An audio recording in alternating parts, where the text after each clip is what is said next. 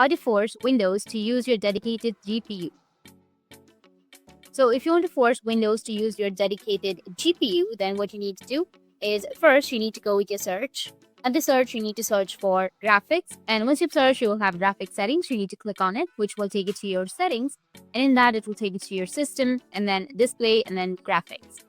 After that, here you need to find the option of custom option for apps. And in my case, like for example, I'll go with Microsoft Store. And here you need to just go and select your GPU. In my case, I've already added it to the high performance or power saving section.